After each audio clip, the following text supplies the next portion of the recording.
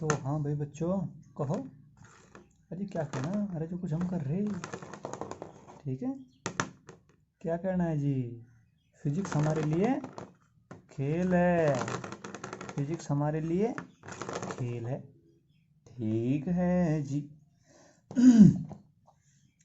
तो आज हमें करना है चैप्टर नंबर 5 है ये।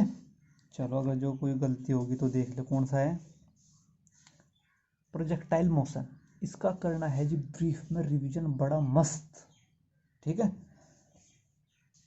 तो जी थोड़ा सा लिखने के बारे में बताया हम आपसे, आपको किस लिखना किस तरह से है। अगर जो आपको ये दे दिया जाए कि प्रक्षेप्य की गति की परिभाषा दीजिए, समझ रहे, तो आपको लिखना किस तरह से है। और मान लो प्रश्न नंबर 3 है, तो देखो, तो ये हमने ले लिया एक पेज, ठीक है। और पेज ये कॉपी का है, और मेन टारगेट तुम्हारा एग्जाम का ही है ना, तो उसमें आपको ये लाइन मिलनी नहीं, ये लाइन खींच लो अपनी, ठीक है। और इतनी चौड़ाई पे खींचियो ताकि इधर उत्तर आसानी से लिखा जा सके, ठीक है। तो जी आपने बिल्कुल थोड़ा छोटा छोटा नहीं, बड़ा बड़ा सा क्या लिखना है, उत्तर,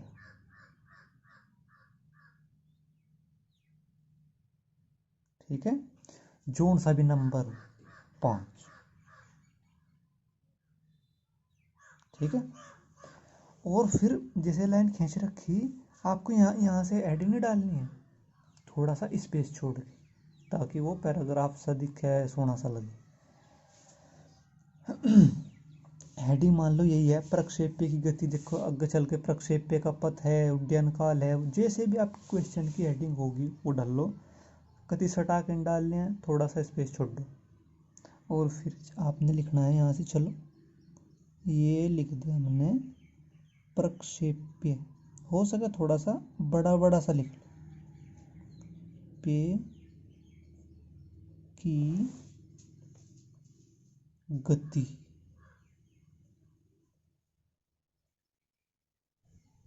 और ये हो गया इतना का।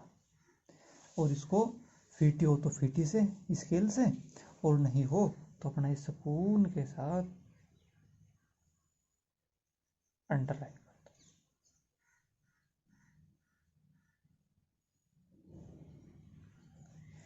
दो। ये हो गया आपका बड़ा अच्छा लिखने का तरीका। फिर आपने लिखना कहाँ से है, यहाँ से लिखना शुरू करो, जो कुछ भी आपको लिखना है यहाँ से लिखते लिखते लिखते जाओगे आप, और ये यहाँ तक लिखो, ठीक है। यहाँ तक लिखने के बाद फिर यहाँ से नहीं शुरू करना आपने, भाई आप फिर यहाँ लिखोगे तो मात्राएं कहाँ लगाओगे, प्रॉब्लम। तो फिर ये इसके नीचे से शुरू करो, दूसरी लाइन में। पहली लाइन तो इस तरह होगी, फिर दूसरी लाइन में मान लो लिखो, यह जब किसी वस्तु, तो जब यहाँ से लिखा आपने, पहली लाइन बता रही, जब किसी वस्तु को ऊर्ध्वाधर, तो ऊर्ध्वाधर कहाँ लिखोगे, यहाँ से बिल्कुल इसके नीचे, ऊर्ध्वाधर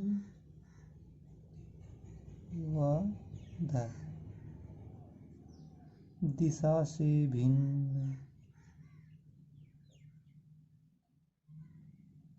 अब कहाँ से लाने, यहाँ से,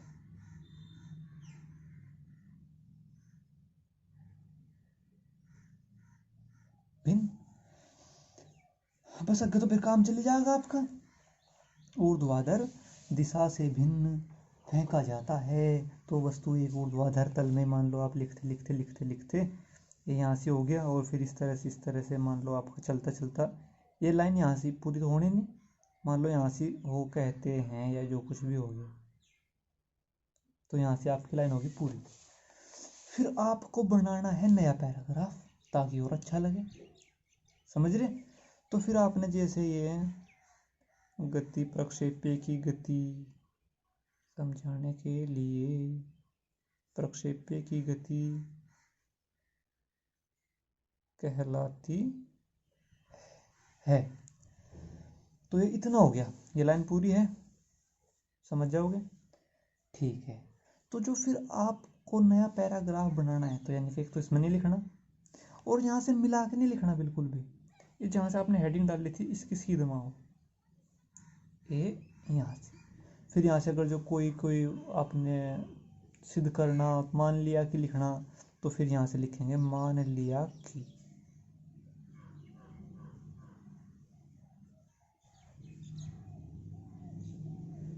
ठीक है, और थोड़ा सा लेटर बड़े बड़े से लिखो, समझ रहे, और थोड़ा सा झुकाव सा दे दो, समझ गए। अगर कथित हम समझदार हो, होशियार हो, सब कुछ हो।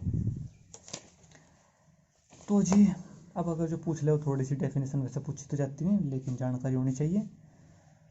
तो अगर जो प्रक्षेप्य की गति की परिभाषा दीजिए तो बस क्या करना है, हमने वस्तु लेनी है, ऊर्ध्वाधर दिशा से भिन्न फेंकनी है, रटना बिल्कुल भी कुछ नहीं। ठीक है भाई, अगर जो गति आप ऊर्ध्वाधर फेंक दोगे वो गति सीधी ऊपर जाएगी और फिर गति सीधी नीचे आ जाएगी। तो हमने क्या करना है, ऊर्ध्वाधर दिशा से भिन्न, तो वो फिर इस तरह चले, समझ रहे, यानी कि ऊर्ध्वाधर फेंकोगे तो ऊपर जाके नीचे आएगी और अगर ऊर्ध्वाधर दिशा से भिन्न होगी तो फिर वो इस तरह चलेगी। यह गति हमारी प्रक्षेप्य की गति है। एग्जाम्पल डाल दो। अब जो है प्रक्षेप्य का पथ क्या देगा कि सिद्ध कीजिए प्रक्षेप्य का पथ परवलयाकार होता है, या फिर कह देगा कि सिद्ध कीजिए कि ये उसकी ऊर्ध्वाधर ऊंचाई y क्या है, ऊर्ध्वाधर दिशा में चली ऊंचाई, और x क्या है, क्षैतिज दिशा में चली गई दूरी, इनमें संबंध। तो बस करना क्या है, लगानी है आपको हेडिंग, हो जाएगी। फिर इसका मान लो कि आप यहाँ से थोड़ी सी हिंदी डाल लोगे तो ये हेडिंग लगा के 3-4 लाइन छोड़ के ये चित्र बनाओ। चित्र अगर जो आपको ज़्यादा टफ लग रहा है तो इनको हटा दो, इसको थीटा नोट से प्रॉब्लम आए तो उसको खाली थीटा कर दो। ठीक है, तो क्या करोगे, एक ही आप कार्तीय तल बनाओ, उसमें यहाँ से इस तरह से ये बन जाएगा आपका परवलयाकार पथ बना दो, और जी फिर यहाँ से ये यू बना दियो और इस पर करके इनको दो घटकों में वियोजित कर दो, या एंगल यहाँ थीटा हो जाएगा, यू ये यू एक्स ये यू वाई, और फिर जब ऊपर जाएगा तो ये तो घट जाएगा, कभी जीरो हो जाएगा यू वाई, खाली क्या बचेगा आपका यू एक्स, और उसको हम लिख देंगे वी एक्स। प्रारंभिक तो नहीं रहा है, रहेगा उतना ही, आगे बताएंगे। ठीक है जी, ये यहाँ से आप क्या करोगे, यहाँ से लगा के निशान आर डाल दो। ये जितनी ऊंचाई है मैक्सिमम नहीं है, ये मैक्सिमम तो अलग हो जाएगी बात भाई, यानी कि ये ज़्यादा से ज़्यादा, यानी कि भाई समझ रहे थे हम यार, अब जैसे समझने की जरूरत है। ये जो ऊंचाई है ये चोटी, यानी कि उसका जो प्रति चोटी का बिंदु है उसको हम इससे मिला दे तल से, तो ये हो जाएगी हमारी h, और जी ये हो जाएगी यानी कि क्षैतिज में कितनी दूर चला r। ठीक है, यहाँ से आप यू एक्स यू वाई डाल लोगे और यहाँ से वी एक्स वी वाई और ये एंगल थीटा। देखो यू एक्स और परिणामी के क्षैतिज के और परिणामी के बीच का तो एंगल थीटा है, तो यहाँ भी ये क्षैतिज हो गया और ये परिणामी हो गया, तो इनके बीच का एंगल थीटा। तो इस तरह से आपका बन जाएगा चित्र। और अब हमें करना है प्रूफ। तो प्रूफ में हम क्या करेंगे, एक बार क्षैतिज दूरी निकालनी है हमने, एक बार ऊर्ध्वाधर दूरी निकालनी है। ठीक है जी, तो एक काम करो, इसको सबसे पहले जिसकी भी जरूरत पड़ेगी, रटना कुछ नहीं है, जिसकी जरूरत पड़ी वो लिख लिया। जो कुछ हमने यहाँ से करा, मान लिया कि प्रक्षेप्य को क्षैतिज दिशा से, जो कुछ यहाँ से करा वही लिखना, फालतू नहीं बिल्कुल भी, कभी रटो रट्टा मारो ना, जो कुछ यहाँ से करा वही लिखना। ठीक है, मान लिया कि से आपने शुरू करना है, एक प्रक्षेप्य क्षैतिज से थीटा से एंगल से फेंका जाता है और उसका वेग कितना है, यू है। निमट कितनी बात।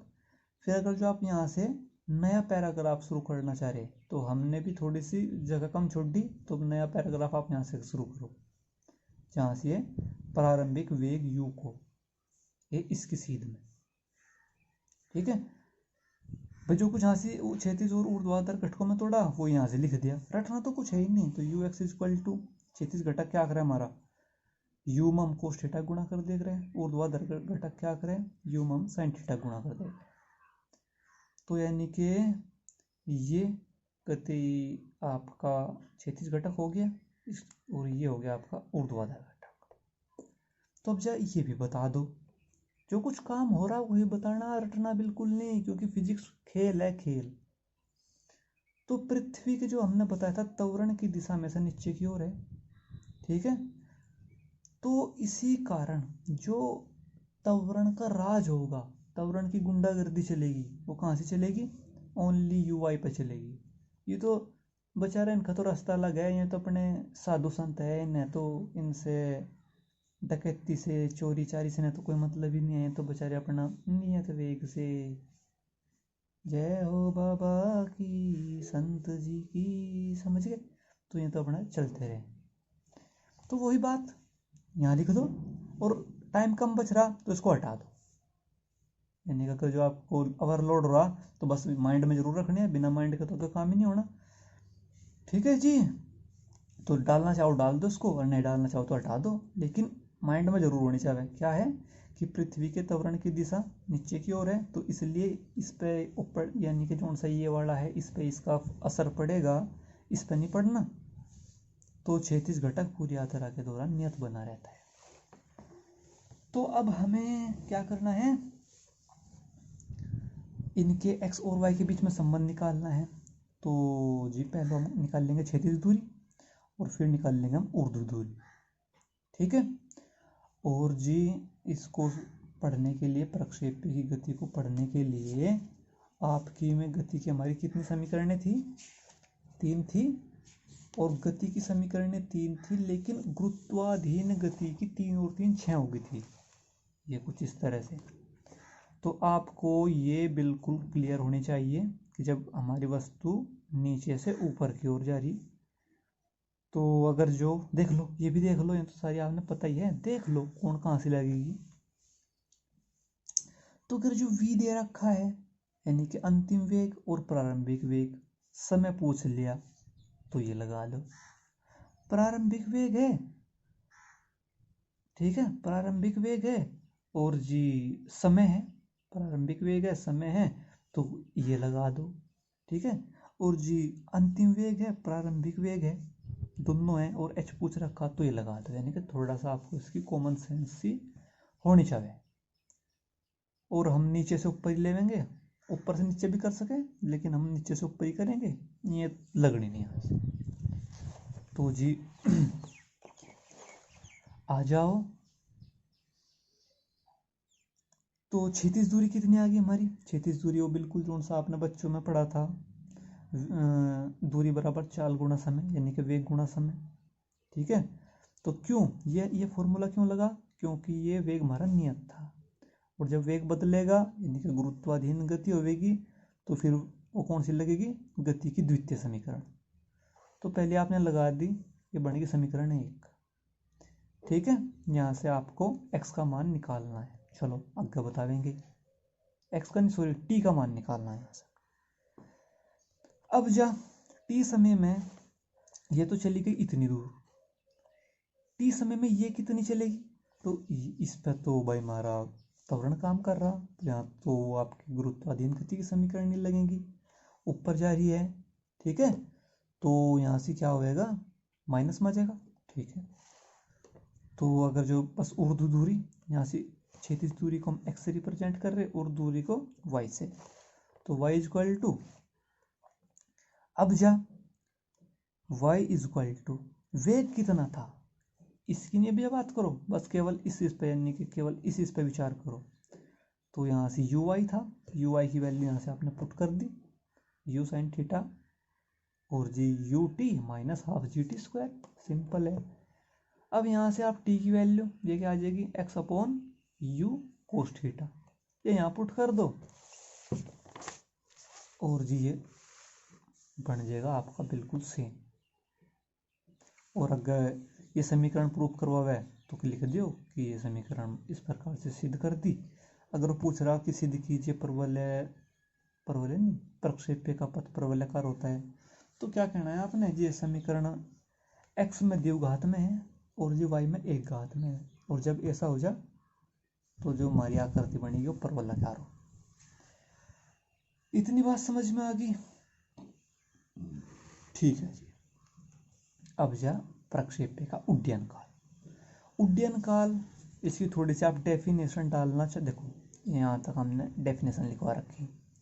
जितने समय में प्रक्षेप्य, ठीक भाई, प्रक्षेप्य यानी कि वस्तु प्रक्षेपण बिंदु से उच्चतम ऊंचाई तक पहुंचकर, अरे लो यार,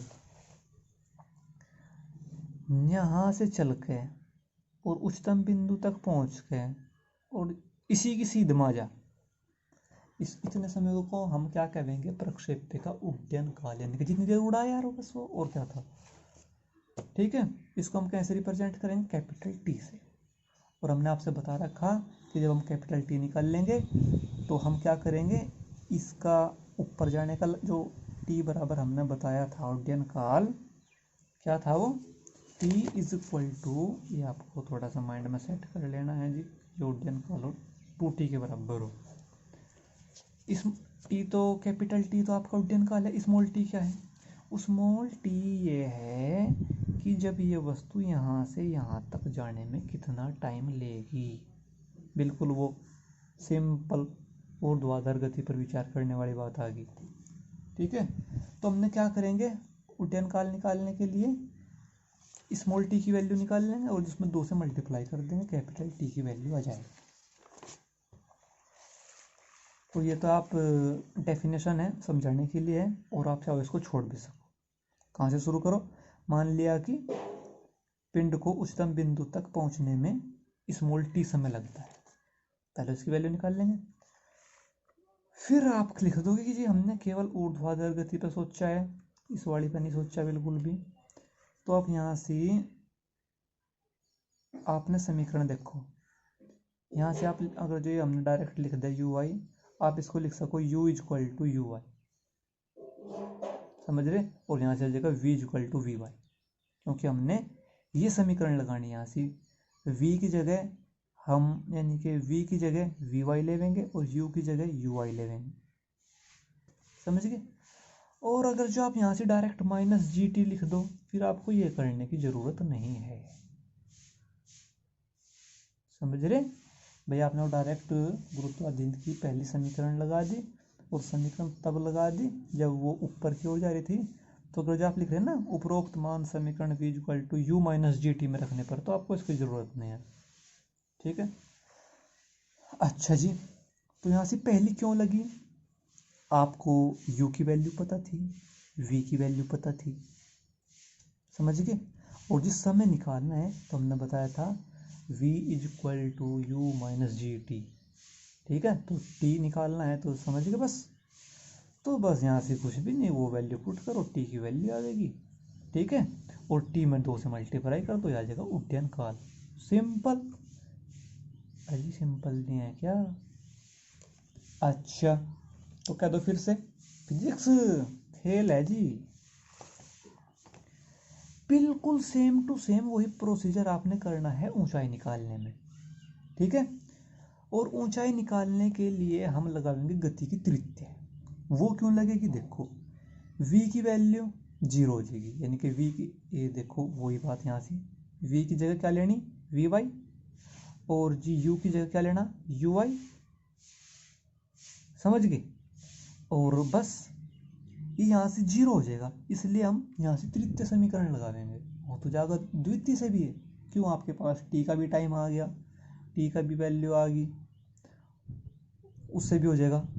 और जी भाई एच की वैल्यू तो चाहिए हमने, h is equal to o u t minus half g, हो तो जाएगा उससे भी। फिर उसमें आपने टी का स्क्वायर करना पड़ेगा, इसका स्क्वायर करोगे, समझ रहे, इसका स्क्वायर तो बहुत टफ पड़ जाएगा। यहाँ से देखो मज़े से आएगा ये भाई, वी तो यहाँ से 0 हो जाएगा, और यू जब वस्तु ऊपर की ओर जा रही थी वो, तो यानी कि यू वाई आ जाएगा माइनस 2gh। तो ये जो ये मान है इस समीकरण में पुट कर दिए, एच की वैल्यू खटते से निकल कर आ गई। अच्छा, अगर जो वो हम पूछे कि ज़्यादा से ज़्यादा, यानी कि ये तो हमारा कांस्टेंट रहेगा, हम थीटा की वैल्यू घटावे बढ़ावे तो हमारी ज़्यादा से ज़्यादा एच कितना आ सके। तो अगर जो हमने ज़्यादा से ज़्यादा की बात आ जाए तो साइन का या साइन स्क्वायर का ज़्यादा से ज़्यादा एक मान हो सके। तो एक किस तरह होगा, जब ये हम यहाँ से 90 रख देंगे, समझ गए, जब हम यहाँ से 90 रख देंगे तो यहाँ से हो जाएगा 1, तो ये आ जाएगा यू स्क्वायर अपॉन 2g, क्यों जी, ठीक है। और जी जब हमने क्या करा, थीटा इक्वल टू 90, यानी कि जब हम कति वस्तु को ऊर्ध्वाधर फेंकेंगे तो उसकी ऊंचाई मैक्सिमम हो जाएगी। ये समीकरण नंबर 1 क्यों बनाई, आगे इसकी जरूरत पड़ेगी, ठीक है। आगे यार समझ में सिंपल है।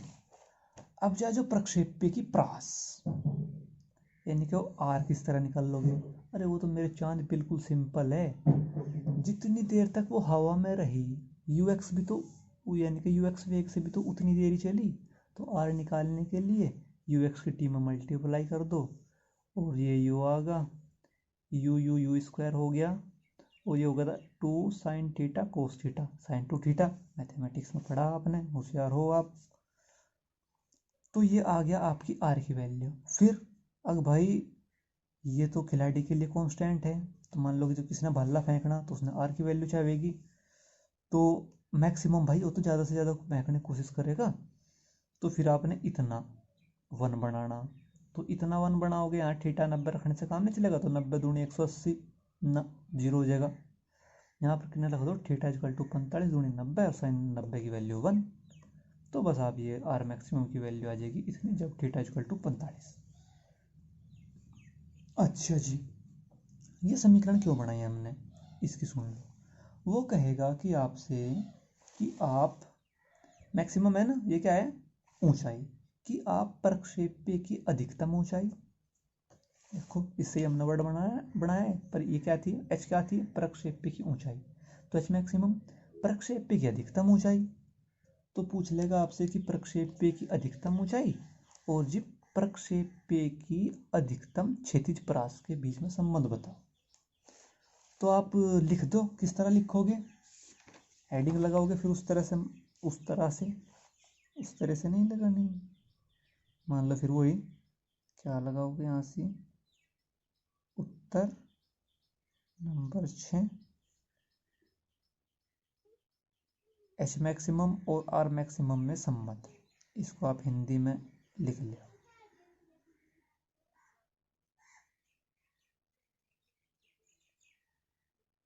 में संबंध, ठीक है जी।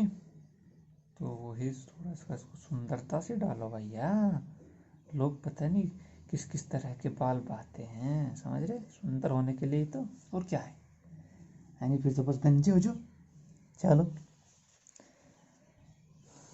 तो ये हो गया, फिर आप डाल दो यहाँ से भाई, ये तो अगर जो वो पूछ ले 2 नंबर में मान लो, ठीक है, तो यहाँ से आप कोई इतना बड़ा कोई इसको प्रूफ करोगे ना, फिर आप डायरेक्ट लिखो कि हम जानते हैं कि, और यहाँ से नहीं शुरू करना, इसकी सीध से क्या लगाओगे, हम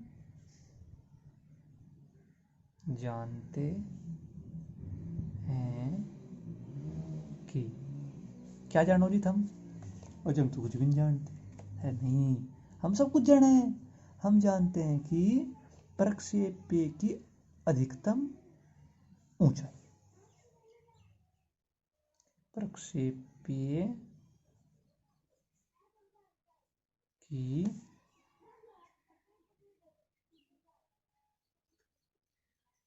अधिकतम, बस आपको लिखने का तरीका पता चल जाएगा, वैसे तो हमने लिखा बता ही रखा, देखो फिर पीछे से आओ, यहाँ से नहीं लिखे ऊंचाई, फिर कोई नई बात लगानी है आपने, तो कोमा लगाओ, और फिर यहाँ से लिखो, यानी कि एच मैक्सिमम, कितनी थी एच मैक्सिमम की वैल्यू, ये यू स्क्वायर अपॉन 2g, इसको समीकरण नंबर 1 मान लो। फिर इसी की सीध से, यानी कि जहाँ से आपने हेडिंग डाल ली, थोड़ा सा गैप देखें, क्या हो जाएगा, तथा प्रक्षेप्य की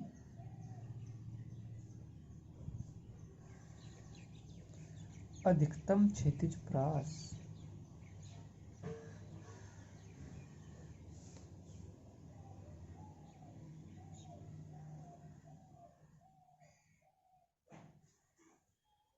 फिर पीछे से आओ, इसी तरह तो अच्छे से लगेगा यार। यानी कि आर मैक्सिमम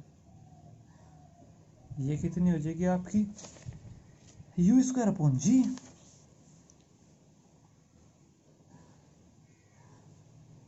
और ये हो गया आपकी समीकरण 2। समझ में आ गई बात किस तरह से लिखना है आपको? ठीक है, फिर आगे लिख देना है समीकरण 1 व 2 से। तो समीकरण 1 व 2 से क्या कर रहे हो आप, सब कुछ बता रखा वैसे तो हमने। फिर लिखना देखो, ये यानी कि जब कोई आप नई बात शुरू करो तो बिल्कुल यहाँ से मिलाकर नहीं, यहाँ से। तो जी समीकरण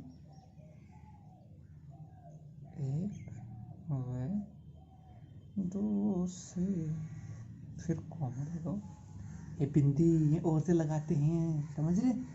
तो भाई अरे इसे तो बनेगा मजे से। चलो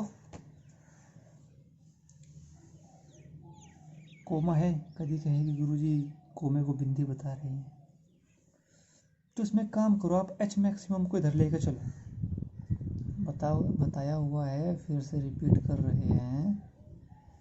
और हमने ना पता u square upon g, u square upon g की वैल्यू इतनी होती है, इसको अलग निकाल लो इसमें से। तो half u square upon g, और g u square upon g की वैल्यू जगह आप रख दो h maximum r maximum is equal to half r maximum. तो यहाँ से क्या आ गया, r maximum is equal to h maximum. तो इसके बेस में प्रूफ करवाए तो आप प्रूफ हो गया, ठीक है। और जी अगर वो आपसे पूछे कि इस न्यूमेरिकल बन सके एक नंबर पे कि भाई कोई खिलाड़ी है वो ऊर्ध्वाधर बिल्कुल यानी खड़ी 50 मीटर फेंक सके, तो वो क्षैतिज कितनी फेंक देगा, बल्ला कितनी दूर फेंक देगा वो?